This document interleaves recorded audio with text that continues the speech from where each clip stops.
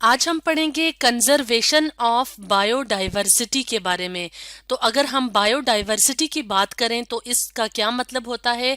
Biodiversity का मतलब होता है प्लांट्स और एनिमल्स की वैरायटी जो कि दुनिया में रहती है या जो कि एक खास किस्म के हैबिटेट में पाई जाती है। हैबिटेट कौन सी जगह होती है? वो जगह जहाँ पे लिविंग ऑर्गेनिजम्स यानी प्लांट्स और एनिमल्स रहते हैं। तो जिस जगह पे जो भी प्लांट और एनिमल पाया जाता है वो जगह कहलाती है उस एनिमल या प्लांट का हैबिटेट। तो बायोडाइवर्सिटी क्या है? बायोडाइवर्सिटी है प्लांट्स और एनिमल लाइफ की वैरायटी जो कि दुनिया में या हैबिटेट में रह रही है। और अगर हम बात करें कंजर्वेशन की तो कंजर्वेशन का क्या मतलब होता है? कंजर्वेशन का मतलब होता है प्रोटेक्शन ऑफ नेचुरल थिंग्स। और नेचुरल थिंग्स में कौन कौन सी चीजें शामिल हैं? जैसे कि प्लांट्स हैं, एनिमल्स हैं, नेचुरल एरियाज हैं, वाटर है और मिनरल्स हैं यानी मुख्तलिफ किस्म की जो मादनियात होती हैं जैसे कि गोल्ड है, सिल्वर वगैरह, तो इनको मिनरल्स कहा जाता है। तो नेचुरल थिंग्स की प्रोटेक्शन को यानी इन चीजों की हिफाजत को कंजर्वेशन कहा जाता है। तो इनकी कंजर्वेशन या बायोडाइवर्सिटी की हिफाजत क्यों जरूरी है? क्योंकि बायोडाइवर्सिटी को मुख्तलिफ किस्म के थ्रेट्स हैं यानी खतरात हैं। और खतरात क्यों हैं? मुख्तलिफ किस्म की एक्टिविटीज की वजह से।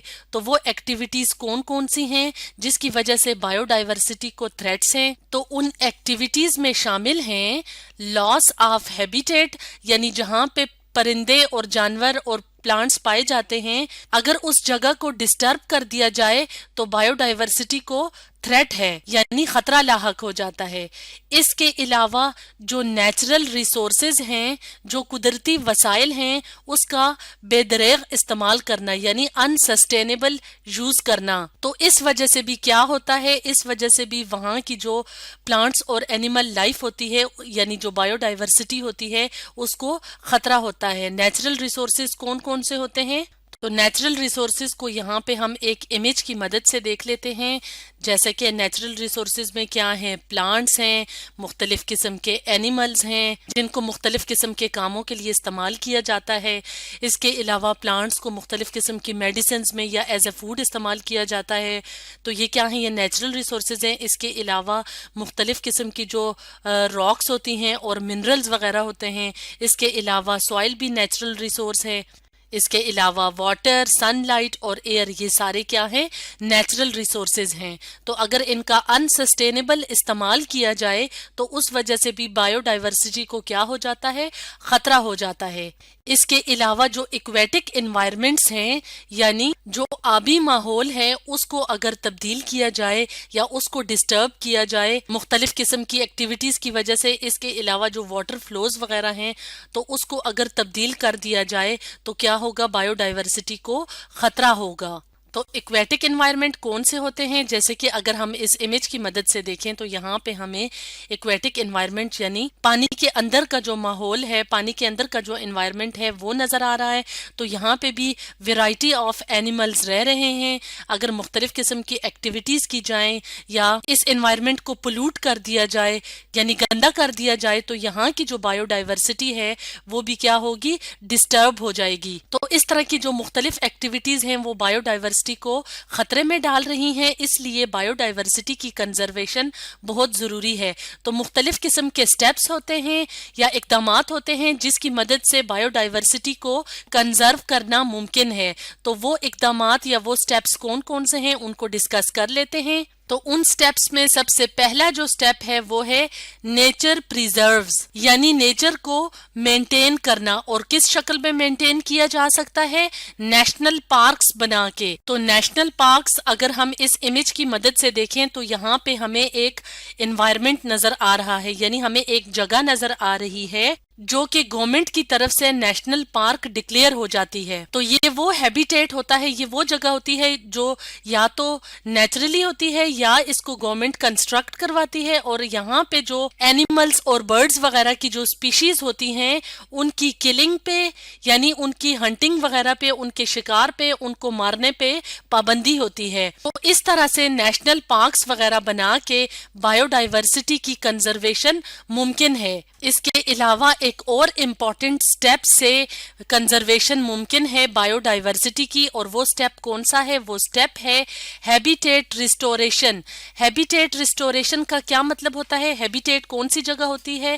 وہ جگہ جہاں پہ اینیملز یا پلانٹس پائے جاتے ہیں۔ تو ہیبیٹیٹ ریسٹوریشن کا کیا مطلب ہوتا ہے؟ اگر پلانٹس اور اینیملز کو اسی جگہ پہ یعنی اسی ہیبیٹیٹ پہ واپس لایا جائے جہاں پہ وہ قدرتی طور پہ پائے جاتے تھے، اور کسی وجہ سے وہ وہاں پہ نہیں رہے، یعنی وہاں پہ وہ اینیملز ناپید ہو گئے تھے یا پلانٹس ناپید ہو گئے تھے، تو اگر اس جگہ پہ وہ اینیملز اور پلانٹس واپس لے کے جائیں تو ان کو اس پروسیس کو ہیبیٹیٹ ریسٹوریشن کہا جاتا ہے۔ تو اس پروسیس کی مدد سے بھی بایو ڈائیورسٹی کی کنزرویشن ممکن ہے۔ اس کے علاوہ اگر کلائمیٹ چینج کو ریڈیوس کر دیا جائے یعنی کم کر دیا جائے تو اس طرح سے بھی بایو ڈائیورسٹی کو کنزرو کیا جا سکتا ہے۔